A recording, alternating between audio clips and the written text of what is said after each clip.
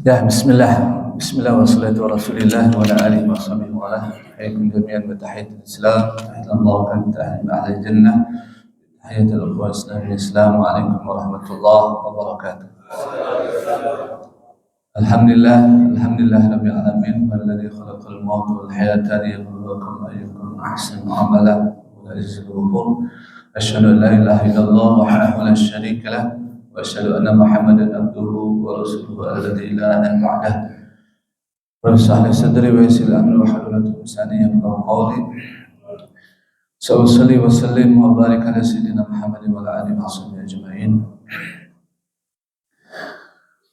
Alhamdulillah, mari kita panjatkan puji syukur atas kehadirat Allah Subhanahu wa taala yang masih memberikan rahmat di akhir dan kita masih diberikan kesempatan oleh Allah untuk bersama-sama berkumpul satu rahim kepada yang Maha Rahim, yaitu Allah Azza wa Jalla.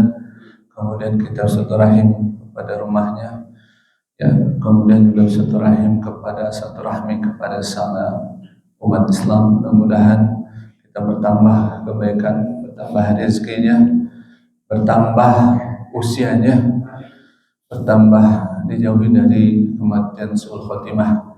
Itu yang dijanjikan oleh Nabi SAW tatkala kita selesai melakukan kebajikan yang hari ini kita lakukan. Terus salam tidak lupa kita sampaikan kepada baginda Nabi Muhammad SAW, pada keluarga para sahabatnya.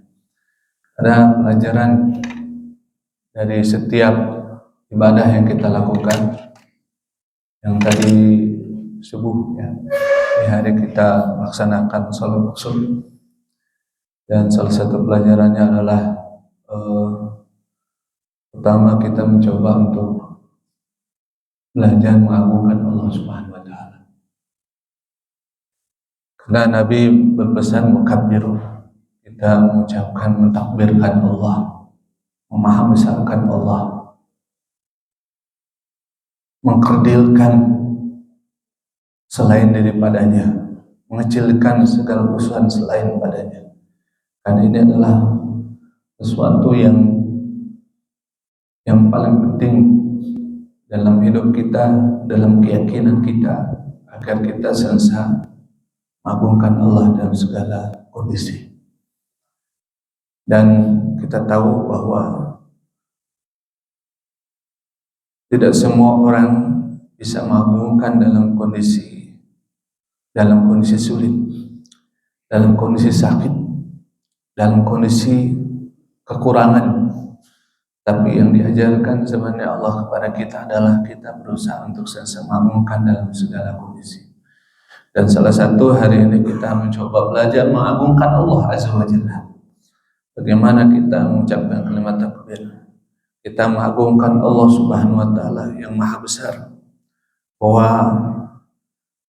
dialah zat yang patut ditakuti oleh manusia, takuti oleh kita sebagai hamba orang beriman. Karena ketika kita lihat di Gaza dengan kondisi setiap hari, setiap malam, setiap waktu mereka senantiasa dihantui dengan berbagai yang namanya dentuman bom. Dikala sholat mereka, dikala mereka tidur, dikala mereka ngobrol, dikala mereka melakukan aktivitas, mereka tidak terlepas dihadapi kondisi demikian. Oleh karena itu, mereka diajarkan terus untuk mengagungkan Allah. Sampai sebelum tidur saja mereka harus syahadat. Karena mereka tidak tahu kapan mereka dipanggil oleh Allah Subhanahu wa taala, karena kondisinya sangat rentan sekali akan berujung dengan kematian hidup di Gaza itu. Tapi insya Allah itu syahid di jalan Allah. Amin. Mudah-mudahan kita termasuk orang-orang yang disyahidkan juga oleh Allah. Karena kita bersaksi bahwa mereka adalah orang-orang yang berjuang jalan Allah untuk membebaskan Masjidil Aqsa, yang merupakan kiblat pertama, yang merupakan tempat mi'rajnya Nabi Muhammad SAW dan tempatnya para nabi. Dan mudah-mudahan kita termasuk orang-orang yang sedang berjuangkan Masjidil Aqsa hingga dia terbebaskan, termasuk Palestina terbebaskan. Amin. Ya Allah ya Rabbal Alamin. Yang kedua yang ingin diharapkan sebenarnya adalah, ya, dengan kehadiran kita sholat kusuf itu, karena sholat kusuf itu adalah aqwal, sholat paling lama, bahasanya paling lama itu dalam pembacaannya. Bapak Ibu mungkin baca dengar di satu rakaat pertama itu 2 kali baca Al-Fatihah dan baca Quran. Begitu rakaat kedua. Kalau Nabi itu dengan bacaan yang sangat panjang, kata para sahabat, kata Abu Musa Al-Asy'ari. Jadi kenapa Nabi mengajarkan panjang? Karena Nabi ingin mengatakan kepada kita, Allah mengatakan kepada Nabi, katakan kepada umat Muhammad agar mereka itu bisa berlama-lama dengan, karena salah satu tanda khusyuan itu adalah ketika dia mampu bisa berlama-lama ketika berhadapan dengan Allah Subhanahu wa taala. Alhamdulillah tadi sholat khusyuk ya, dan lamanya alhamdulillah. Dan itu adalah cara sebenarnya bagaimana supaya kita termasuk orang yang dekat dengan Allah Subhanahu wa taala. Kita dekat dengan Allah. Kan ada orang ketika ini kok imamnya lama banget bacanya. Padahal dia ketika dia lihat HP, dia berjam-jam lihat HP. Dia ketika urusan dunia, dia bekerja berjam-jam dia lakukannya. Tapi kok kenapa ketika dia urusan dengan Allah, dia bergumam seolah-olah dia lama sekali ketika berhubungan dengan Allah. Padahal Allah tuh ingin kita tuh berlama-lama.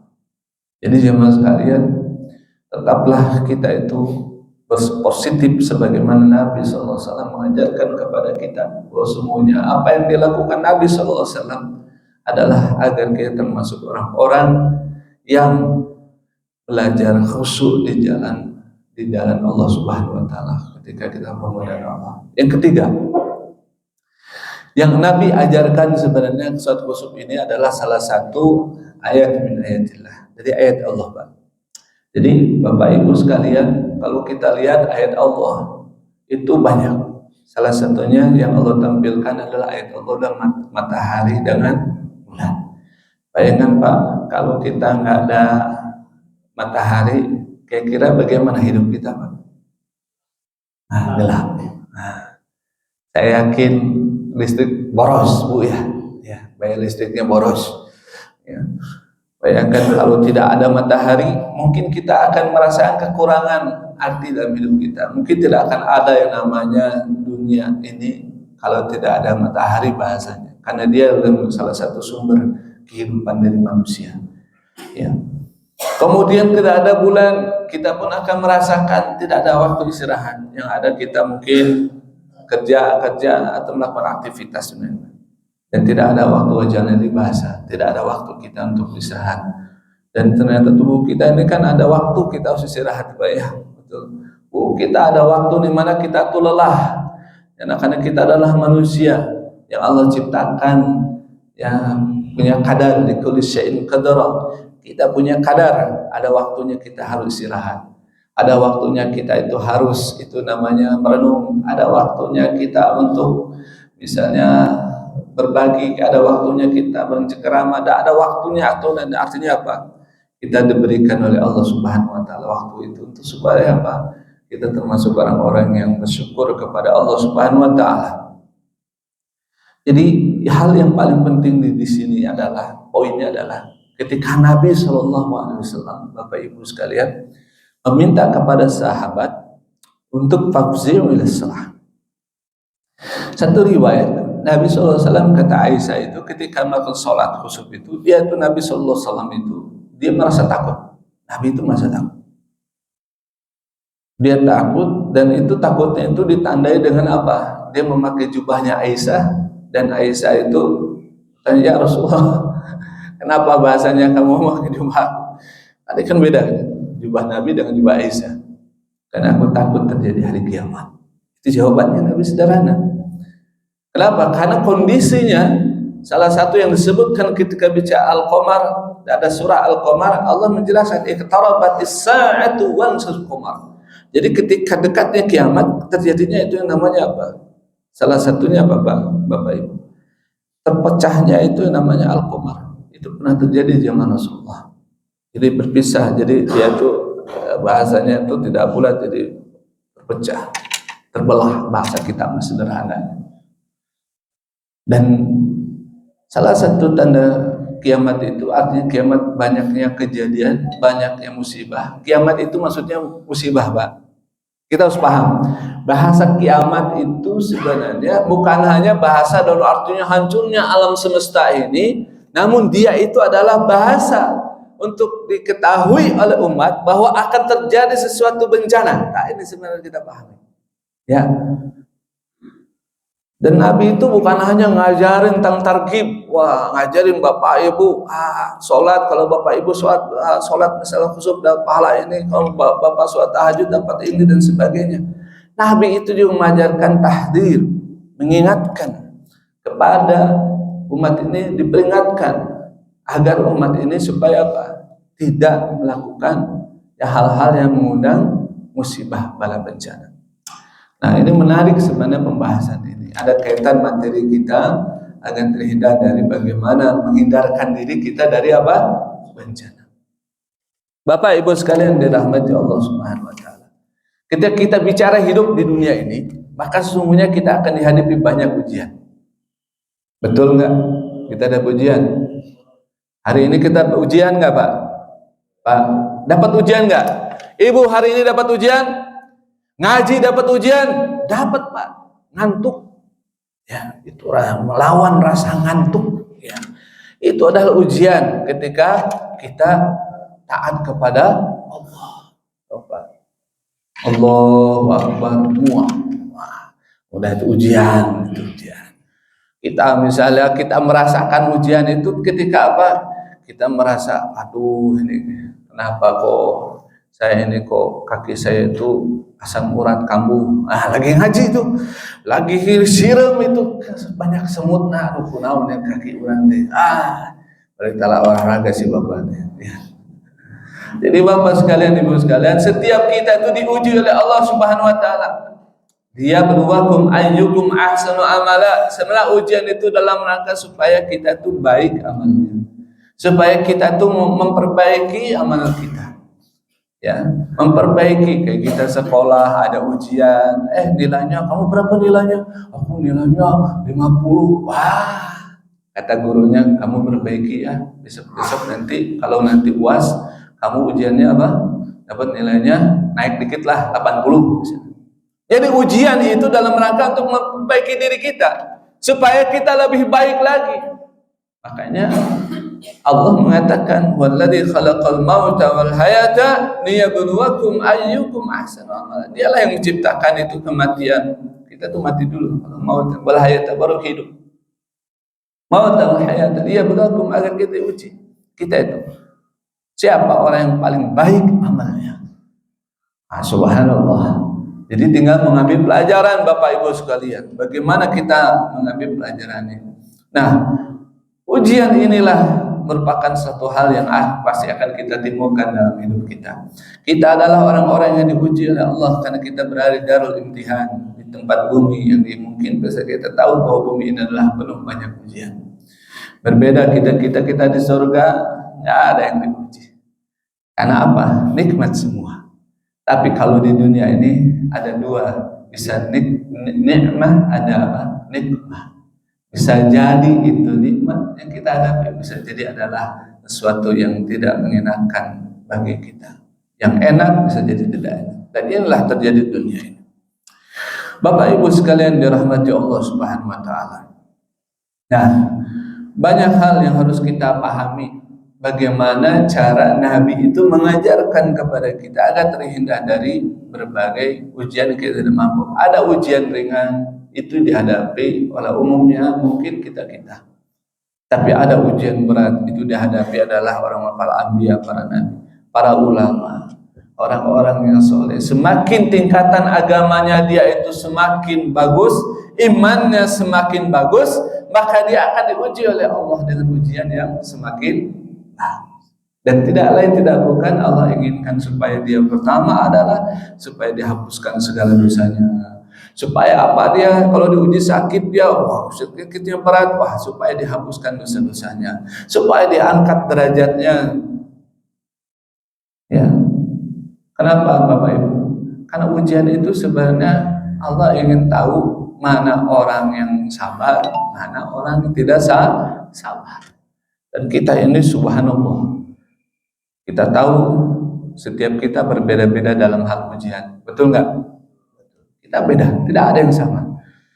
Sesuai dengan kapasitas kita, pemahaman kita, sesuai dengan kondisi kita, sesuai dengan jabatan kita.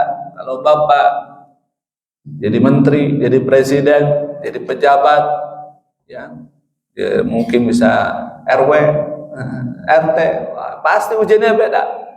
Ustadz kok mau ujiannya juga beda. Jangan sangka Ustadz itu tidak punya ujian. Ujiannya sama, semua itu punya ujian, cuma berbeda-beda. Kalau ulama dulu mah ingin tahu ujiannya bagaimana dia lakukan. Dia sukai, maka di situ dia diuji. Kalau saya bicara banyak tentang Quran, Pak, maka saya akan diuji oleh Allah tentang Quran. Bagaimana saya harus membaca Quran berjuz-juz, saya harus menghafal Quran, saya harus murojaah, saya harus berusaha untuk dekat dengan Quran. Kalau orang bicara tentang hati, maka akan diuji oleh Allah di hatinya dia. Itu biasa begitu. Kalau kita sering bicara tentang mohon maaf, tentang masalah bab ekonomi, maka kita akan diuji masalah ekonomi, biasa begitu. Dan inilah yang harus kita pahami, ujian itu tergantung dengan apa yang kita lakukan. Jadi jemaah sekalian dirahmati Allah, apa yang harus kita lakukan sebenarnya Nabi sallallahu alaihi wasallam terhindar dari yang namanya musibah atau bencana yang kita tidak sanggup menghadapinya. Pertama, sederhana. Allah mengatakan bahwa musibah itu, bencana itu terjadi karena berapa sebab? Ya. Karena fakulna akhadna bidzambihi, karena dia itu karena banyak dosanya, bisa jadi. Orang melakukan banyak dosa, maka dia akan semakin banyak musibah terus, gitu. Tapi juga ada yang nggak berdosa, tapi nggak ada musibah. Tapi kalau kita lihat dalam Quran, musibah yang paling berat itu, Pak, itu adalah ketika apa? Ketika hati kita itu mati. Catat. Ketika hati kita itu apa? Mati. Itu musibah yang paling berat. Kalau orang hatinya sudah mati, dia agak susah untuk apa? Untuk sholat. Dia akan susah untuk melakukan kebaikan. Dia akan susah mungkin untuk membaca Quran. Dia akan susah itu untuk melakukan itu nama sholat berjamaah di masjid. Dia akan susah untuk belajar ilmu agama kalau hatinya sudah mati. Subhanallah. Nauzubillah min zalim. Mudah Allah hindarkan kita dari itu. Ini musibah besar sebenarnya. Ya. Tapi alhamdulillah bahwa Bapak di sini hatinya hidup. Amin. Hatinya di sini terang beneran. Seperti terangnya ini salah satunya masjid, ya. Jadi memang subhanallah. Jadi ini yang harus kita pahami, bahwa itu karena dosa. Karena semakin banyak dosa, maka akan hati itu akan semakin mati. Kalau kita sering misal dosa, ingat dosa, istighfar. Ketika melakukan dosa, istighfar. Kita ampun kepada Allah, maka hati itu akan jadi bersih kembali.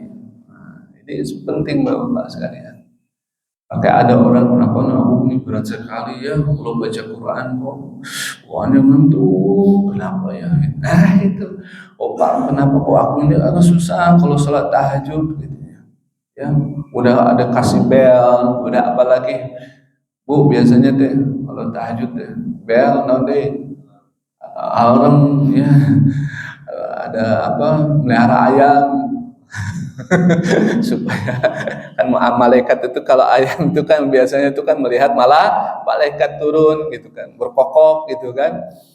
Wah, pokoknya udah berbagai cara supaya kita untuk bisa ibadah kepada Allah, ternyata agak sulit. Oh, bisa jadi kurangnya istighfar, mohon ampun pada Allah Subhanahu wa taala. Nah, itu maka sering kali ujian demi ujian dihadapi itu karena memang boleh jadi karena kita itu banyaknya dosa. Itu ujian yang kita tidak mampu menghadapinya. Tapi berbeda ya. Kalau kita lihat begini ya, dalam kurva itu kalau Nabi itu ujiannya begini Pak, naik gitu. Jadi kalau Nabi itu apa? Naik. Kalau kita ujiannya gimana? Kita naik turun sesuai kondisi keimanan kita. Tapi kalau Nabi itu naik terus diuji oleh Allah Subhanahu wa taala. Karena dia masih seorang nabi. Karena orang nabi itu punya iman, punya hati, dia bersih.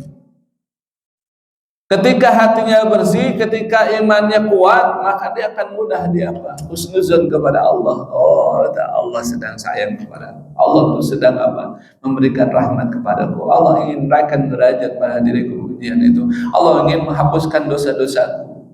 Ya, subhanallah. Nah, apa amalannya? Menghindar bencana. Yang pertama, ya supaya kita terhindar bencana. Sekarang lagi rame kan, Pak.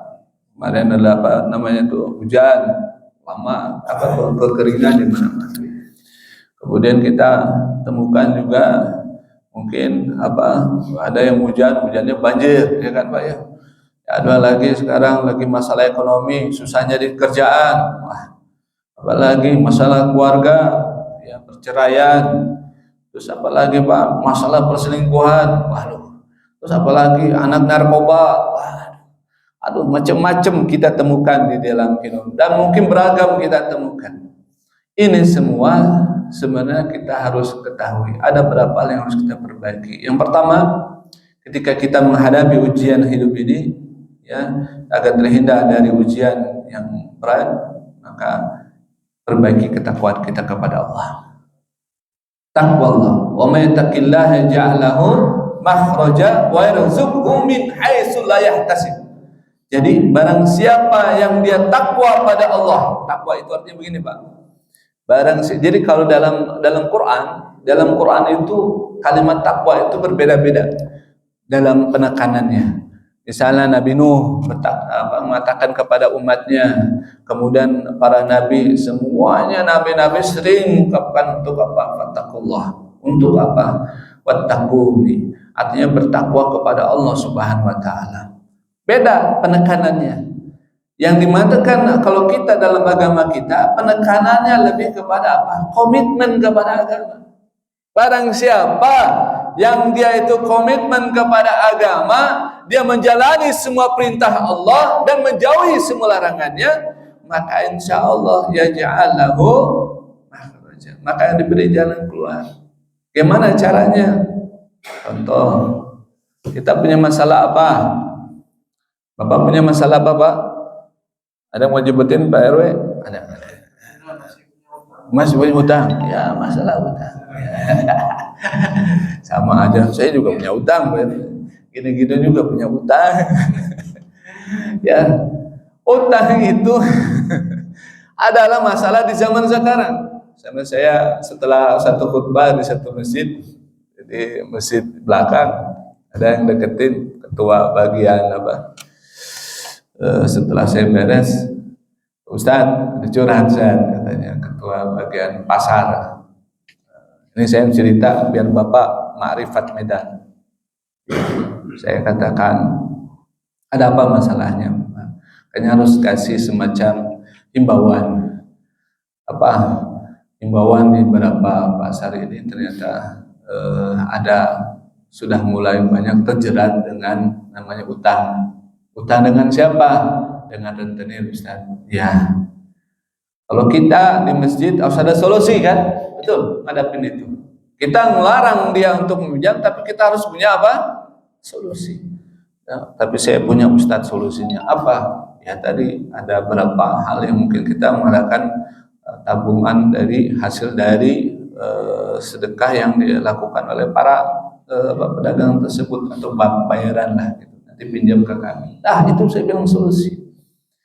Artinya apa? Jemaah sekalian dirahmati Allah. Memang kita jujur di dalam hal bab sekarang itu Nabi itu mengatakan kadal faqru kufran. Memang terkadang kepakiran itu ya itu menyebabkan kita itu jadi apa?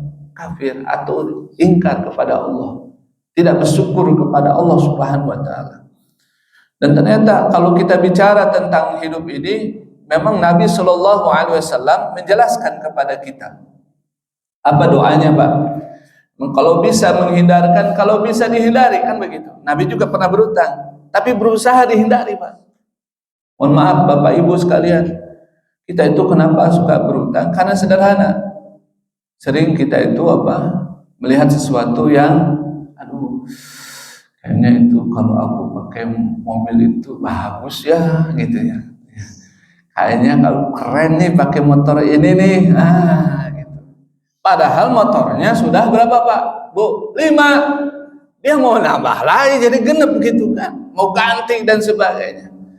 Artinya apa? Kita harus paham kebutuhan kita ini harus kita coba perjelas. Jangan sampai malah menambah beban bagi kita. Bagaimana lagi Ustaz? Memang kan kita harus berjuang ya dengan risiko yang ada. Ya kita harus paham bahwa kita harus seperti demikian. Ketika dunia mau seperti itu. Tapi ketika kita tidak mau terjerat dengan kondisi yang ada seperti sekarang, maka kita harus Ya, harus mampu bisa qanaah, mampu bisa juhud pada dunia ini. Memang banyak hal yang memang kita bahas. Jadi di dalam hal ketika Allah Subhanahu wa taala mengatakan barang siapa dia bertakwa. Takwa ini artinya dekat kepada Allah Subhanahu wa taala bisa. Kita itu berusaha untuk menyelesaikan masalah itu dengan cara Allah Subhanahu wa taala, cara Rasulullah SAW. Misalnya istighfar. Banyak istighfar. Ya, kira kalau banyak istighfar, kira-kira kata Nabi dapat enggak kita masalah bisa selesai enggak? Bisa. Kenapa? Karena istighfar itu pertama dia bisa menghancurkan segala dosa kita. Masya Allah, Bapak Ibu sekalian, kalau Bapak ini sering istighfar di waktu sahur, istighfar di waktu apa? Di waktu sahur, saya yakin Bapak itu akan diaminkan oleh para malaikat dan Bapak akan apa yang Bapak minta itu akan terkabul. Percaya. Kenapa saya katakan ini? Karena saya sering berkata kepada pasien saya, banyak istighfar aja Bu, banyak istighfar. Kapan Ustaz? Waktu sahur. Ternyata benar. Setelah itu 7 hari berikutnya dia cerita chat, Ustaz subhanallah benar ternyata istighfar waktu sahur itu banyak kebaikannya. Mohon maaf Pak, ketika Bapak bermasalah, perbanyaklah istighfar. Contoh, kita punya anak bandel Bu. Anaknya apa? Bandel. Susah diatur dan sebagainya. Bu, coba sebut namanya. Ya Allah, astagfirullah. Ya Allah, ampunkan dosa-dosanya. Ampunkan dosa-dosanya. Ampunkan dosa-dosanya. Sampai satu saat saya pernah dengar itu dari seorang yang mana ketika saya mengamalkan ini Ustaz, ternyata alhamdulillah anak saya berubah Ustaz. Anak saya jadi berubah, jadi lebih baik lagi. Nah, istighfarlah, mencoba belajarlah istighfar di waktu sahur. Wa may yattaqillah ja'ala makhraja, barang siapa bertakwa pasti Allah memberikan rezeki tanpa disangka, karena memang rezeki Allah lah yang berhak memberikan rezeki kepada hamba-hambanya. Itu yang pertama. Kalau kita bertakwa, kalau Bapak bertakwa pun begini Pak, ini juga harus paham juga. Innallaha yuhibbul muslim. Allah itu akan menghindarkan satu kaum, satu tempat di sini nih. Di sini nih ada misalnya ada kemungkinan azab Allah turun di satu kaum di tempat nih RW di sini. Kemudian apa kata Allah? Ila Nabi innallaha yarfi'u bil muslim as-salih an mi'ati ahli baiti min jiranihi al-bala thumma qara Ibnu Umar walau ladabullah nasaba'tahum bi ba'di nafasilatil ardh. Ya, sesungguhnya Allah itu akan menolak suatu musibah, bencana menimpa pada satu orang atau mungkin satu kaum disebabkan karena ini musibah dan min mi'ati ahli bait. Jadi 100 itu orang, 100 ahli bait atau 100 kakak itu ada orang soleh di situ Pak. Di tetangganya itu ada orang soleh. Tahu soleh nggak Pak? Rajin ke masjid, ya kan? Soluha yasluhu, artinya soleh bukan yang pribadi, soleh juga ke orang lain, ngajak orang lain ibadah. Ayo Pak ke masjid, ayolah ngaji. Nah orang seperti itu ternyata adalah orang yang bisa menghindarkan musibah. Bukan sholat sendiri, ada orang anak nggak diajak sholat, keluarga nggak diajak sholat. Nah itu bahaya. Makanya kata Nabi yang bisa menolak itu adalah apa? Ya adanya kesolehan di antara kita, yaitu bukan hanya soleh pribadi, namun soleh secara sosial. Alhamdulillah di sini mah soleh semua. Apalagi kepala sukunya solehnya luar biasa. Kepala suku. Pokoknya yang penting kepala suku. Kalau kepala sukunya soleh, insya Allah rakyatnya akan soleh. Amin. Yang kedua Pak, supaya terhindar dari musibah bencana yang kita tidak sanggup menghadapinya adalah doa. Apa? Doa. Coba perhatikan kalimat ad-doa, dal, ain, sama apa? Alif dengan hamzah. Kalau kita baca mat apa namanya itu? Mat apa? Mat wajib muttasil. Berapa harokat? 6 harokat. Artinya apa? Kita tuh kalau berdoa tuh sepanjang hayat terus. 6 harokat. 6 harokat itu paling panjang dalam bacaan Quran. Artinya apa? Kita kalau baca itu harus apa? Terus. Harus dengan apa? Dal. Apa dal itu Pak? Dengan apa? Huruf kuat.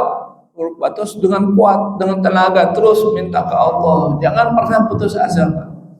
Kenapa Pak? Aku udah doa ya. Udah doa tapi gitu ya. Tidak dikabulkan. Udah sholat tahajud.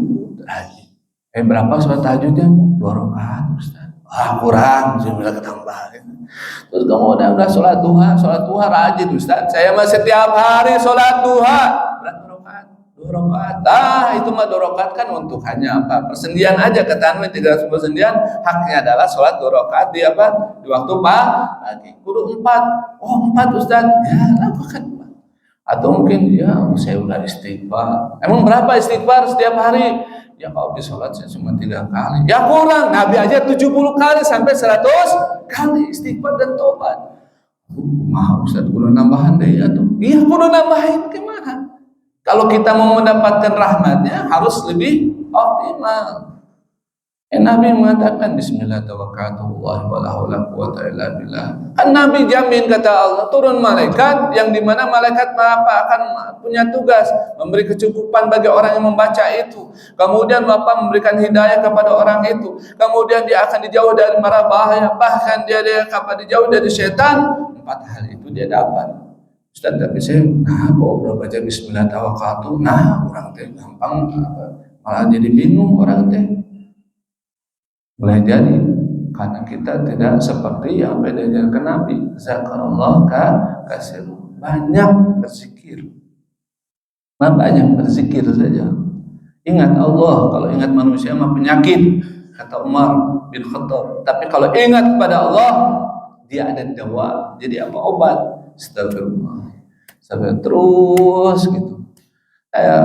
Kalau belum juga Bapak baca Al-Waqiah. Baca Al-Waqiah, baca. Oh Ustaz, itu kan hadisnya dhaif Ustaz. Kalian jangan lihat hadisnya dhaif. Itu memang menurut para ulama tertentu. Itu hadisnya dhaif, tapi ulama tertentu itu hadisnya sahih. Kan kita bisa paham. Apa buktinya bahwa itu adalah merupakan pencegah dari apa? Dari itu kefakiran. Kan ibu lihat coba afara'aitumul ladzi tashrabun. Kamu lihat itu orang ketika kamu diberikan minum itu dengan air yang turun azantum minal muzni amnahnu munzilun. Kita lihat bagaimana Allah memberikan rezeki kepada kita. Ayat itu membicarakan tentang rezeki. Baca berkah. Quran mah berkah. Jadi nggak usah kita tuh bingung dengan macam-macam pembicaraan tentang hadis ini. Tapi kalau memang ayat itu bicara tentang apa rezeki, baca doa. Kalau gini, Ustaz, aku ini kok banyak sekali musibah. Pertama, bapakku meninggal, kemudian suamiku meninggal, kemudian anakku sakit, kemudian anakku yang pertama narkoba. Wah, cerita ibu bapak ibu cerita begitu semua. Kata Nabi, setiap Nabi SAW sering baca itu sesuatu yang sangat luar biasa kepada kita. Nabi itu kebiasaannya, mohon maaf bapak ibu sekalian, Nabi itu sering baca surah Al-Qamar setiap malam. Dan kemudian berdoa. Karena apa? Al-Qamar itu bicara tentang musibah, bencana. Dari Nabi Nuh, Nabi kaum Nabi Saleh, kaum Hud, ya Ad, Samud, kemudian kaum Lut dan sebagainya. Supaya terhindar dari musibah, baca surah itu. Insyaallah. Saya yakin diawali dengan kepala suku. Wah, saya yang kepala sukunya rajin, insyaallah. Suku-suku yang lain juga akan, insyaallah. Amin. Nih kita konsumsinya udah siap belum? Oh, ini udah, soalnya udah tanda-tanda ini, udah aman. Cukup semua untuk semua cukup. Kelebihan bisa bawa pulang berarti ya. Ya, mau lanjut Bu? Bu mau lanjut? Udah masak belum? Belum nanti ya. Oke. Kita lanjut aja biar kita beres ya. Biar kita tahu bagaimana cara menghindarkan diri dari apa? Bencana yang kita tidak tahu. Ya, kita mau tahu kapan itu terjadi dan mudah kita terhindar dari sesuatu itu. Amin. Ya Rabbal Alamin. Doa, ya Rabbul Bala. Doa itu penolak bala, ujian. Bala itu Pak, ada bala-bala, ada bala. Beda enggak? Beda. Kalau bala-bala berarti apa? Makanan. Yang isinya apa? Tepung, kemudian apa? Engkol, naon deui? Wortel, naon deui? Garam dan macam-macam. Artinya apa? Bala itu sebenarnya ujian. Kalau Bapak sering makan bala-bala pasti akan diuji oleh Allah. Hati-hati kolesterol naik. Jadi jangan sering makan bala. Ya, sekali-sekali bae gitu ya. Kalau lagi lapar, ya, ada bala-bala. Bala itu artinya apa? Ujian. Balaun. Tapi ujian kalau kepada orang beriman hasanah, baik. Terus nambah ujian, baik. Jadi belajar. Kalau orang beriman tuh positive thinking. Oh, berarti saya harus salah nih. Saya harus perbaiki ini. Itu kalau orang beriman. Kalau orang-orang yang tidak beriman kepada Allah, ya Allah, aku mau sholat, orang baca Quran, kan begitu kan? Orang sedekah, nah ujian deh begitu gitu. Berarti apa? Kita negatif kepada Allah. Karena Allah tuh tahu ini kalau kamu diuji ini pasti kamu apa? Selesai masalahnya. Masalah jarang kita ketika ujian itu tidak apa menyelesaikan masalah ujian itu. Jadi diamkan. Bapak punya istri undungan, jangan apa? Didiamkan. Wah, ini suami, istri tidak solehah ini. Oh, jangan cemberut. Coba ajak dia healing. Betul nggak Bu? Nah, si Bapak yang ngomong. Healing, ajak dia jalan-jalan. Kenapa? Karena jalan-jalan itu kata Nabi SAW adalah cara untuk apa? Untuk menyelesaikan salah satu masalah keluarga, Pak. Healing itu, Pak. Jujur sampai istri saya tuh ngimpi ke Garut. Kurang healing bener Pak.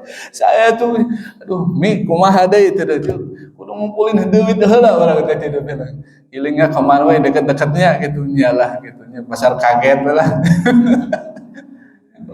Tapi gimana lah, penting mah healing we ya. Murah meriah gitu Pak. Kita bisa berdoa, ya, pacaran berdua. Mohon maaf ini yang anak-anak usia kecil ya. Kita pacaran mah ketika Allah sudah menikah. Kalau belum menikah mah namanya bukan pacaran itu. Ya. Bisa kita berzina, nauzubillah min. Misalnya ini anak remaja hati-hati. Ya, jadi berdoa, sing banyak doa terus kepada Allah Subhanahu wa taala ya. Karena doa ini adalah sesuatu yang apa? Bisa menghindarkan banyak ujian ya. Selain itu menghindarkan namanya qada yang jelek ya, qada itu apa namanya? Ketetapan Allah yang buruk. Doa itu juga bisa menghindarkan kita dari bahaya. Maka kata Nabi la tudisu bid doa, jangan kau lemah dalam doa. Kenapa? Fa innahu la yulika ma'a du'ahan.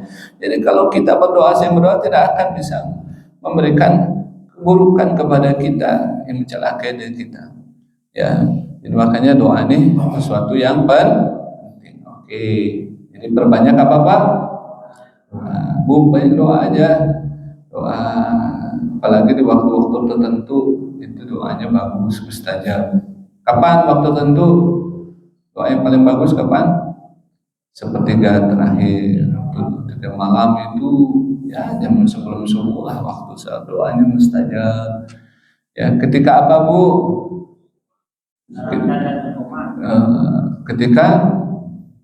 Ketika apa kita doanya mustajab? Ketika habis sholat wajib, nah itu sholat wajib, manfaatkan doa itu. Ketika apa? Ketika musafir, ibu lagi jalan, lagi ngejemput, udah gitu, mau bikin macam-macam. Ibu kan kalau naik motor tuh lempeng aja ibu makan ya. Makanya sering kecelakaan teh. Mohon maaf nauzubidzalik. Itu rata-rata lempeng aja si ibu teh. Zikir ke Allah, doa. Kenapa? Doanya mustajab. Bapak juga sama, naik motor juga doa saja. Kenapa? Musafir. Kalau musafir insyaallah termasuk orang-orang yang doanya mustajab. Ya Allah, mudah-mudahan rezekiku banyak gitu kan. Ya Allah, mudah-mudahan keselamatan anakku mau lulus. Ya Allah, mau sekolah, mudah-mudahan aku nanti punya uang buat anakku. Gitu kan cerita, doa saja. Dan Allah Maha dengar. Allah Maha dengar. Allah Maha dengar. Insyaallah. Doa yang terzalimi, apalagi di Gaza, Pak. Masya Allah, doanya mustajab itu Gaza itu, orang-orang Gaza itu. Cuma ya kalau kita pikir orang zalimi itu sebenarnya kita tuh jangan langsung dizalimi, sayang Pak. Kalau kita dizalimi orang gitu ya, jangan kita balas, kita doa saja. Wah, ini doa mustajab nih. Minta ke Allah, ya Allah, aku minta hari ini aku dizalimi, ya Allah. Enggak apa, minta saja kepada Allah. Allah akan kabulkan apa? Enggak ada hijab antara dia dengan orang yang terzalim itu. Mazlum itu enggak ada hijab, langsung dikabulkan. Orang berpuasa sampai terakhir dia minta doa. Kalau ada yang hari ini puasa, minta doa aku kan ya, doa aku ya supaya aku ini apa gitu. Doa, minta doa. Siapa lagi? Banyak sekali Pak.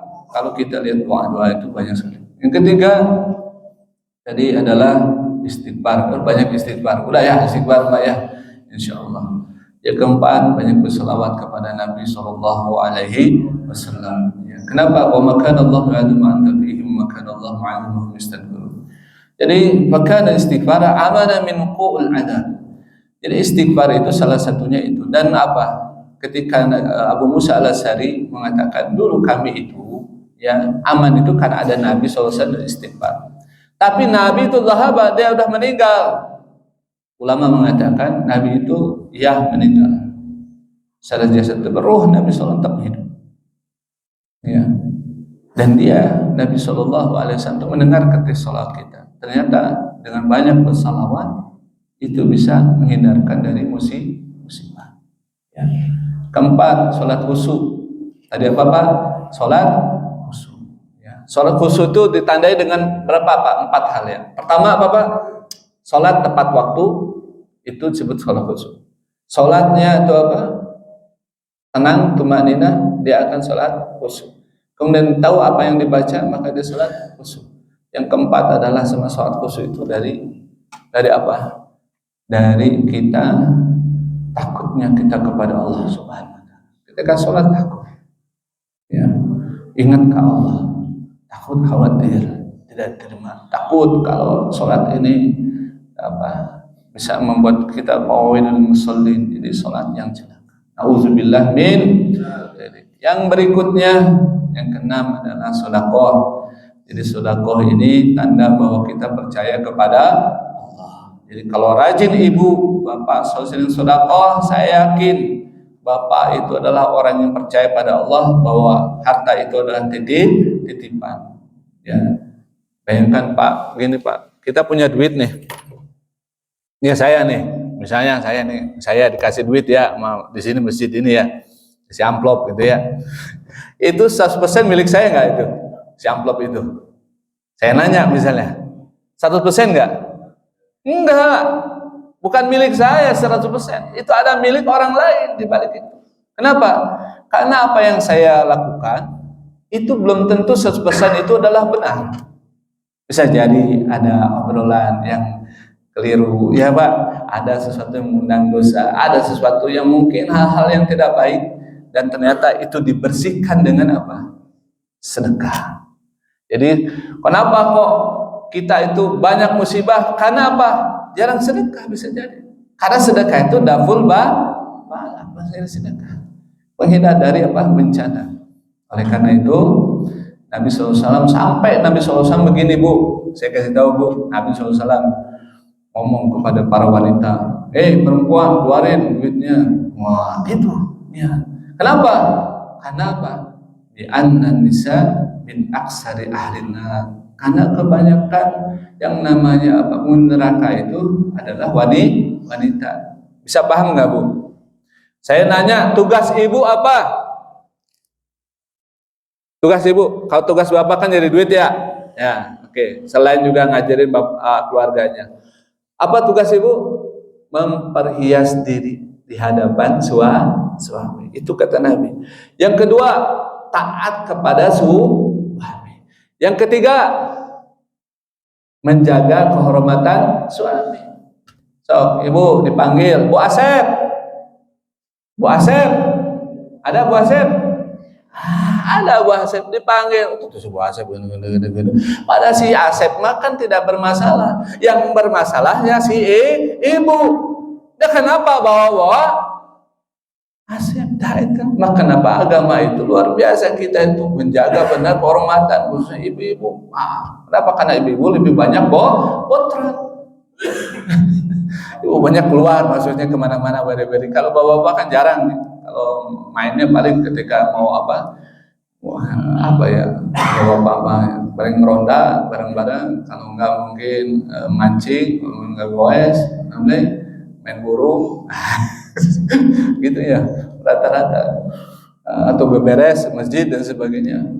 Jarang, bisa kena aktivitas duniawi aja ya, habis banyak. Ya mancing lah gitunya, keresapan lah. Jadi sudah mau. Dan termasuk menjaga harta kata Nabi. Jadi sebenarnya tugas ibu itu menjaga harta. Tidak ada suami itu pegang duit. Yang ada suami nggak akan bisa megang duit. Yang megang duit itu sebenarnya kata Nabi itu siapa? Ibu-ibu. Pak, halo. Yang menjaga harta itu siapa? Ibu-ibu. Karena ibu-ibu lebih pintar megang duit ketimbang bapak-bapak. Kalau bapak boros, saya terus terang bapak ibu kalau punya duit saya bawaannya teh ingin traktir gitu. Ada jamaah saya makan gitu. Jadi habisnya buat traktir. Si Abi itu banyak duit tapi cepet habisnya naon ada. Kalau ibu-ibu mah pinter ngitung duitnya. Betul nggak Bu kan? Betul nggak? Percaya? Coba kasih ke ibu. Wah pasti. Kecuali ibu-ibu yang boros. Ada mimi tek-tek lewat, meser. Ada bakso Malang lewat, meser. Eta. Ada ngelihat Shopee, wah ini bagus sih, coba meninggal, wah ya murah harganya gitu kan. Udah beli. Ada Bu, kita tuh harus bisa menjaga keuangan. Apalagi Allah kasih kita beda-beda dalam masalah keuangan keluarga. Ya, ini harus pintar. Wanita soleha itu adalah pandai. Ya, manage keuangan keluarga. Yang keenam, membaca zikir. Banyak zikir. Apa zikirnya Pak supaya terhindar musibah? Ikuti saya. Bismillahilladzi la yadurru ma'asmihi syai'un fil ardi wala fis sama'i wa huwas samiul alim. Barang siapa yang baca salah samarat di waktu pagi, lam tusibu faja'atan bala, dia itu tidak akan dapat musibah ya sampai sore hari dengan mendadak. Kita lagi naik motor tiba-tiba ada yang mobil lewat, wah gitu. Nggak ada itu cerita. Kenapa? Karena Nabi sudah mengatakan demikian. Salah samarat, maka dia 3 kali saja gitu. Bayangkan kalau Bapak sering baca ini, bukannya 3 kali bisa lebih. Masya Allah, dilindungi oleh Allah pasti. Bismillahilladzi la yadurru ma'asmihi syai'un fil ardi wa la fis samaa'i wa samaa'i. Dan kalau sore hari, malamnya juga kita sampai pagi akan dijaga oleh Allah dari mara bahaya yang tiba-tiba. Fajaah. Auzubillah min dzalik. Mudah-mudahan kita bisa. Yang terakhir ya, membaca trikul Pak. Trikul. Tahu trikul nggak Pak? Bu, tahu trikul? Qul huwallahu ahad. Qul a'udzu birabbil falaq. Qul a'udzu birabbin nas. Pertama, kalau qul wallahu ahad. Kenapa Nabi mengajarkan kita supaya tiga hal ini kita baca? Kenapa? Kalau qul wallahu ahad itu bicara tentang apa? Keikhlasan. Bagaimana supaya amal kita yang paling terima oleh Allah itu kan karena ikhlas. Kalau kita nggak amal banyak nggak ikhlas percuma Pak. Ibadah yang kita lakukan capek kita ibadah ya mulai dari 5 waktu sholat sunnah dan berbagai aktivitas ibadah semua kalau tidak ikhlas nggak karena Allah tapi karena manusia maka tidak akan sampai di hadapan Allah. Sampai Allah mengatakan, balikan kembali amal orang ini walaupun bercahaya. Kalian tertipu hai para malaikat dengan cahayanya, ibadahnya, solatnya, dengan mungkin baca Quran, dengan puasanya, dengan aktivitas ibadah yang lain, dengan ibadah umrah, haji dan sebagainya, begitu banyaknya membuat itu para malaikat itu, kata Nabi, terkesima dengan hal itu. Tapi kata Allah, bukan, dia bukan karena aku, kata Allah. Kembalikan kepada dia. Nauzubillah min zalik. Itu Masya Allah. Maka memperbaiki keikhlasan itu, sebenarnya kata Nabi, bacalah setiap habis sholat 10 kali surah apa? Al-Ikhlas. Maka Allah akan bangunkan kamu istana di surga. Masya Allah. Halo Pak. Halo. Waalaikum. Waalaikum. Masih hidup Bu? Bapak masih hidup? Allahu Akbar. Palestina mau melotot Pak. Wah, itu pengajian tuh Pak. Kenapa? Kalau nggak melotot, udah apa sih Pak? Was-was di sana Pak. Kalau di sini nggak ada yang was-was kan Pak? Ada yang was-was Pak? Ada, alhamdulillah. Yang kedua, Qul a'udzu birabbil falaq. Apa falak itu Pak? Musibah, bencana. Musibah apa Pak? Kata Nabi, orang yang bisa sholat subuh, orang yang tidak bisa sholat subuh, maka musibah pada diri dia. Allahu Akbar. Kenapa? Dia tidak apa? Tidak mendapat jaminan dari Allah pada hari itu. Nggak ada jaminan. Keselamatan, kebahagiaan, rezeki nggak ada jaminan kalau dia tidak bisa sholat subuh. Kedua, al-falaq itu apa? Menurut para ahli bahasa, al-falaq itu musibah, bencana. Artinya bencana dari luar akan terjadi, bisa jadi mungkin dari orang, manusia atau makhluk yang lain, atau ketika malam hari kata Allah, atau mungkin ketika ini dukun-dukun, ya kita nggak tahu namanya napasat atau dukun, banyak nama ketima ahli ruqyah. Banyak orang yang tidak suka, apalagi bapaknya ganteng-ganteng, apalagi bapak-bapaknya pada kaya, pada pejabat, ibu-ibu pada apa, artis-artis di TikTok, ya hati-hati. Di selebgram dan sebagainya. Saya sering banyak menemukan hal-hal aneh gitu ya. Rata-rata adalah orang-orang yang manusia-manusia yang artinya dia itu memiliki kedudukan di hadapan manusia. Banyak hal lain. Maka kita penting menghindarkan itu, apalagi hasad. Orang ada dengki kepada kita banyak Pak. Udah bapak-bapak pasti ada yang nggak suka. Ada nggak Pak? Banyak. Ustaz kok mau Ustaz. Ibu-ibu juga pasti ada. Apalagi Pak RW, wah pasti itu RW gimana semua. Tapi subhanallah, kalau kita sering baca surah Al-Falaq, insya Allah kata Nabi tidak ada sesuatu yang mungkin yang kita harus pahami dari ayat ini. Surah Al-Falaq, An-Nas ini jagoannya Nabi ini. Kalau Nabi itu ngasih ilmu luar biasa ke kita. Apa Pak? Kalau kita baca ini trikul ini Pak, ini biar Bapak tahu. Ini tidak ada surat yang bisa mencegah kita dari para bahaya. Mereka apa Pak? Trikul, 3 ini termasuk. Inna salam yata'adu bimithli hadain. Sesungguhnya manusia tidak akan terlindung dengan apa? 2 surah ini, yaitu apa? Qul a'udzu birabbil falaq dari bahaya luar, qul a'udzu binnas dari bahaya apa? Dalam diri kita, termasuk lingkungan. Pak, gini Pak, ini kalau Nabi begitu, Bu. Dia apa Bu? Habis baca Al-Falaq, Al-Ikhlas, Falaq, nitip apa Bu? Usap sini Bu.